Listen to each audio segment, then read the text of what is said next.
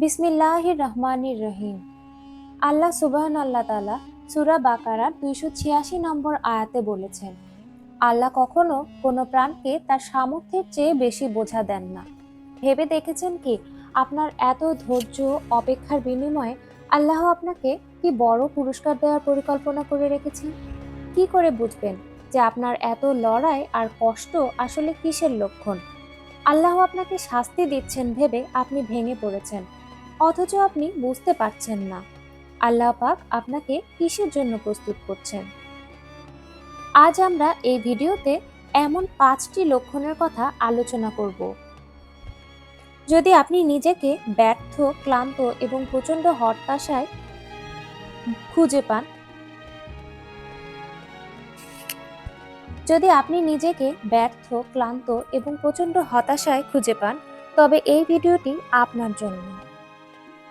প্রথম লক্ষণ, ধৈর্যের চরম পরীক্ষা। যখন আপনার জীবনে একের পর এক চ্যালেঞ্জ আসতে থাকে, আপনি সব কাজেই চেষ্টার পরও ব্যর্থ হয়ে যান।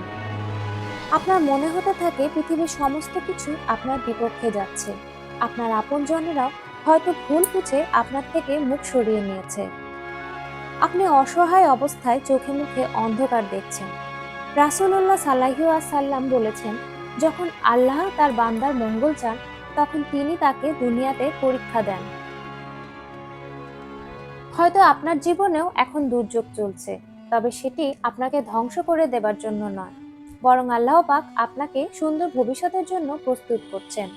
মনে রাখবেন, যদি বিশেষ কোনো পুরস্কার আল্লাহ পাক আপনার জন্য লিখে রেখে থাকেন, তার আগ মুহূর্তে আপনি নিজেকে রিক্ত হস্তে নিঃসঙ্গ অবস্থায় পেতে পারেন, তবে এটি আল্লাহর তরফ থেকে আপনার জন্য সুরক্ষা মাত্র।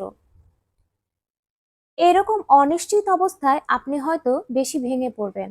শয়তান হয়তো আপনাকে প্ররোচিত করতে পারে ইবাদত না করার জন্য, আল্লাহকে অবিশ্বাস করার জন্য। অনেকেই হতাশ এবং বিষাদগ্রস্ত অবস্থায় মদ্যপানের মতো খারাপ আসক্তিতে পড়ে যান। আপনার আল্লাহর প্রতি বিশ্বাস যতই কমতে থাকবে, আপনার ঈমান দুর্বল হতে থাকবে, আর শয়তান আপনাকে অন্ধকার আর পতনের দিকে টেনে নিতে থাকবে।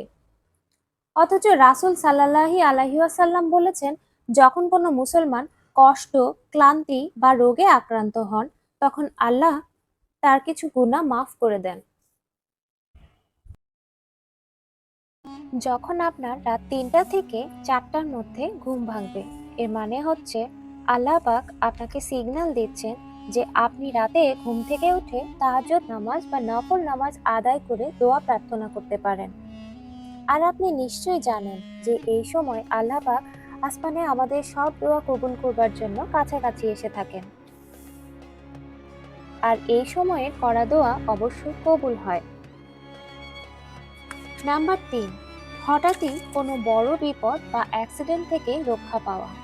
যখনই দেখবেন যে অল্পের জন্য আপনি এরকম বড় দুর্ঘটনার হাত থেকে রেহাই পেয়েছেন, এর অর্থ হলো আল্লাহ পাক রহমানুর রাহিম আপনাকে স্মরণ করিয়ে দিচ্ছেন যে তার নজর আপনার উপরে সব সময় রয়েছে। আমরা দুনিয়াবি কাজে কর্মে অহেতুক দুশ্চিন্তায় আল্লাহ পাকের অশেষ রহমতগুলো উপেক্ষা করে যাই, খেয়াল করতে ভুলে যাই, আল্লাহ পাকের শুকরিয়া আদায় করতে ভুলে যাই। কিন্তু আল্লাহ পাক তার বান্দাদের উপরে রহমত করতে কখনোই ভুলে যান না। নাম্বার 4, যখন আপনি কোনো সিদ্ধান্ত নিতে পারছেন না, অথবা এমন সময় যখন আপনার সঠিক একটি উপদেশের ভীষণ প্রয়োজন, ঠিক সেই মুহূর্তে কোরআনের কোনো আয়াত অথবা নবী রাসূলের কোনো উপদেশ আপনার সামনে চলে আসলো, হয়তো কোনো ভিডিও অথবা কোনো হাদিসের মাধ্যমে।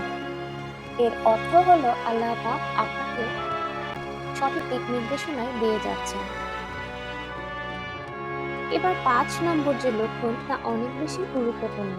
যখন আপনি দেখবেন যে আপনার সামনের সমস্ত দরজা বন্ধ হয়ে যাচ্ছে, হয়তো কোনো চাকরির জন্য আপনি খুব চেষ্টা করছিলেন, অনেক আশাবাদী ছিলেন, অথচ চাকরিটা হলো না, অথবা কোনো ব্যবসা বা আপনার লাভবান হওয়ার কথা ছিল, অথচ সেখানে আপনি লোকসানের সম্মুখীন হলেন, অথবা কোনো সম্পর্ক ভেঙে গেল, অথবা এমন কোনো জায়গা থেকে আপনার সাহায্য পাওয়ার সম্ভাবনা ছিল, সেই সম্ভাবনাটাও নষ্ট হয়ে গেল।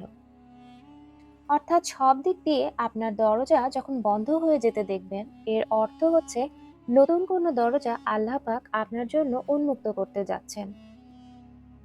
এমন পরিস্থিতিতে ভেঙে না পড়ে বরং আল্লাহ পাকের কাছে অগ্রিম শুকরিয়া আদায় করতে থাকুন।